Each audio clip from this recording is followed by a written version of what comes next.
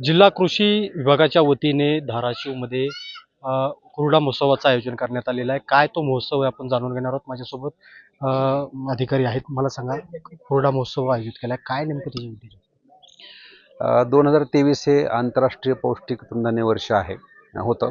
आपण सर्वच म्हणजे देशामध्ये किंवा महाराष्ट्रामध्ये यासाठी प्रचार प्रसिद्धी केली आणि ज्वारी असेल, बाजरी असेल, म्हणजे जे मिलेट वेगवेगळे आहेत, कोडो असेल, नाचणी असेल, रागी असेल, अशा पारंपरिक पिकाचं आहारातील महत्त्व वाढावं या उद्देशानं वेगवेगळ्या प्रकारे प्रचार प्रसिद्धी करण्याचं काम चालू आहे. आणि फक्त त्या आंतरराष्ट्रीय तृणधान्य वर्षापुरतंच नसावं, तर भविष्यातही त्याच्यामध्ये इतर जे शहरी भागातील लोक आहेत त्यांच्या मध्ये जनजागृती व्हावी या उद्देशानं आजचा हा आपला हुरडा महोत्सव या ठिकाणी आयोजित केलेला आहे. कॉमस्कोर नुसार आता isakal.com आहे देशातील नंबर 1 ची मराठी न्यूज वेबसाईट.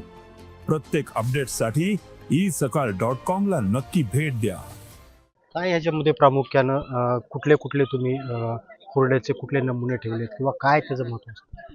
आपण लहानपणी गुळबेंडी नावाचा एक हुरडा होता, जो आगटीमध्ये आपण त्याच्यामध्ये हे भाजायचो आणि चोळून खायचो. आता थोडं कालानुरूप त्यात बदल होत गेलेले आहेत. आता त्याच्यानंतर कुचकुचे असेल किंवा सुरती असेल किंवा फुलेरुचिरा असेल, अशा वेगवेगळ्या हुरड्याच्या जाती शास्त्रज्ञांमार्फत डेव्हलप केलेल्या आहेत. आणि आता हुरड्याच्या अशा जाती आहेत की त्याच्या भाजायची सुद्धा आवश्यकता नाही, त्या चोळून फक्त आपण खाऊ शकतो. कारण आहारात जर ह्याचं महत्त्व बघितलं हुरड्याचं, तर त्याच्यामध्ये डायटरी फायबर्स जास्त आहेत.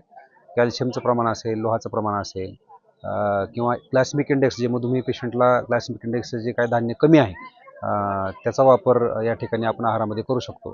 त्यामुळं ज्या अशा वेगवेगळ्या व्हरायटी डेव्हलप केलेल्या आहेत त्याला निश्चितपणे मार्केटमध्ये खूप मागणी आहे. इकडे आपण बघतो की सुरुवातीचा जर आपण काळ पाहिला तर मोठ्या प्रमाणावर हुरडा महोत्सव व्हायचा. आता कमी प्रमाण झालंय. याच्यासाठी काय कृषी विभाग प्रयत्न करतो? आपण त्याला हुरडा महोत्सव नाही, पण हुरडा पार्ट आहे. म्हणजे कुटुंबासमवेत प्रत्येक शेतामध्ये ज्वारी म्हणजे हुरडा आला की त्यावेळेस पार्ट्या व्हायच्या हुरड्याच्या. त्याचं प्रमाण हळूहळू कमी होत गेले, कारण त्याचं ज्वारी क्षेत्रसुद्धा कमी होत गेलेलं आहे. आणि शेवटी ग्रामीण भागातील जे काही लोक आहेत ते शहरी भागामध्ये राहायला गेलेले आहेत. परंतु आता परत त्याचं एक महत्त्व वाढण्यासाठीच हा आपला हुरडा महोत्सव आहे, जेणेकरून शहरी भागातील लोकांना सुद्धा ग्रामीण भागात येऊन अशा पद्धतीचा हुरड्याचा आस्वाद घेता यावा, याचाच उद्देश आजचा आहे. नक्कीच आपण पाहतोय की अगदी या हुरडा महोत्सवाच्या माध्यमातून जे आहे ते तृणधान्याचं महत्त्व कळावं यासाठी या हुरडा महोत्सवाचं आयोजन केल्याचं जिल्हा कृषी अधिकाऱ्यांनी सांगितलं. बालाजी सुरवसे, साम टीव्ही, धाराशिव.